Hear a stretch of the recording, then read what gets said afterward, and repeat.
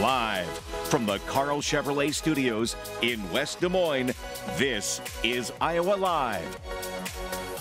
It is a Monday, and boy, talk about a turnaround weather-wise. Single digits on Saturday, and today and the next couple of days knocking on the door of 70 degrees. We can handle that. What about over on the other side of the state of Iowa? Professor Jeff Stein, how are you, sir?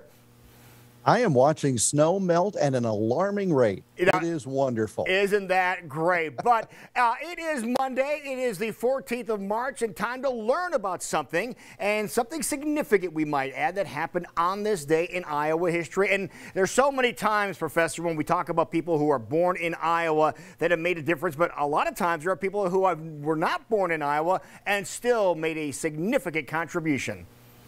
Absolutely right. Here's one of those, Lou. When David Henderson was born on March 14th of 1840 in Scotland, that's 6 years before Iowa became a state.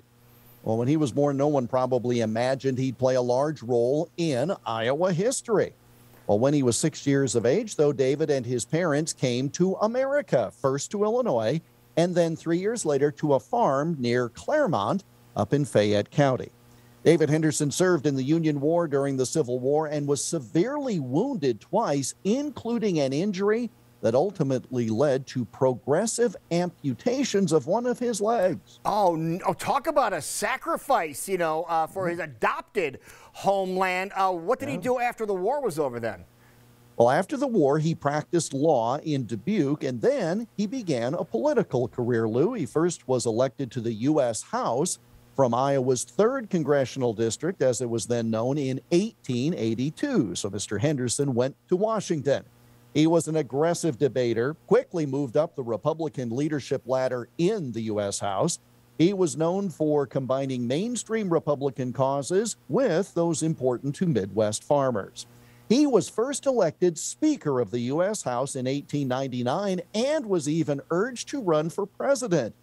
But as you know, according to the Constitution, since he was not born in this country, he was not eligible to do so. Yeah, because that is, of course, prohibited under the Constitution. You have to be a native-born American in order to be a president, just to remind everybody. But he still was very powerful as the Speaker of the House.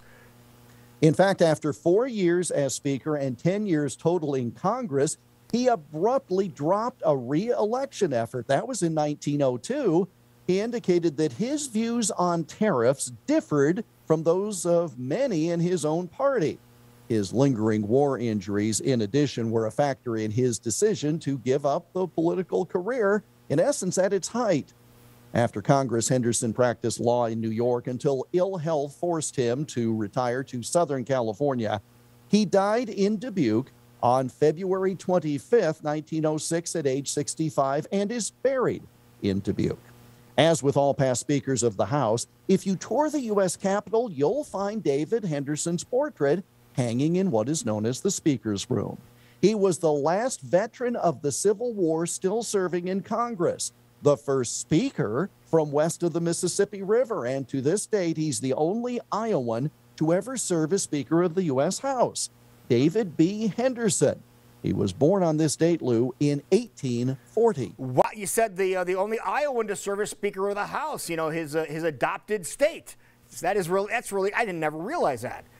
Yeah, we've only had one Speaker of the House. We've had two serve as the Senate President pro tem, one Charles Grassley, but only one Speaker of the House to this point. It always makes you proud as to where we are and all the people who either were born here or have come here and called this place a residence. But it's always fun to learn about things that happen on each and every day of the year. And you have a whole collection of these that people can check out. Maybe you want to check out your birthday, and what that means to Iowa history. How can somebody go do that?